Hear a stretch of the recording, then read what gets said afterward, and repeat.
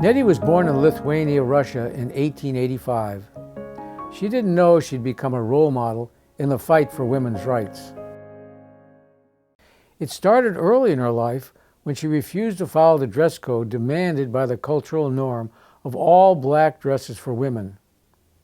Her father was a tailor for the military and would have leftover scraps of red cloth which Nettie used to adorn her plain black dress. She fought the establishment that prohibited girls from learning in the yeshiva. Girls were only allowed to study homemaking. She was curious to find out what was happening in the yeshiva and what were the boys learning. This led to trouble. Nettie didn't understand the trouble she would cause when she dressed in boys' clothing and went to the yeshiva. She was posing as a relative to one of her friend's brothers. When her crime was exposed, it led to severe consequences for both her family, and their status in the community. When her father died, Nettie was forced to find a husband to help support both her and her widowed mother. Women had little means of support at that time and had to rely on their husbands. She married at the age of 13 and again broke the rules. She lifted her veil at the wedding ceremony. She made the visitors gasp when she danced with men other than her husband. She was a free spirit and didn't see the reason for the separation between the sexes. She came to America in the 1890s and experienced much more freedom for women than she had in Russia. Women in America still didn't share equal rights with men.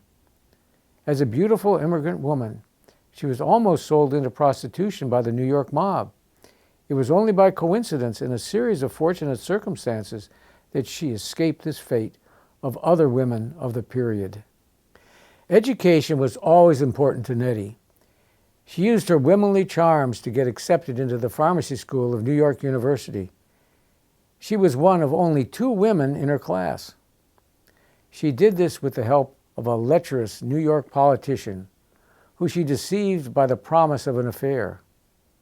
She avoided his advances by marrying another man. She again needed a man to fight the system. Her hard work paid off when she became the first woman pharmacist in St. Louis. She had her diploma prominently displayed on the wall in her pharmacy. In St. Louis, she reconnected with her future third husband. He was a medical student and also a lieutenant for Emma Goldman.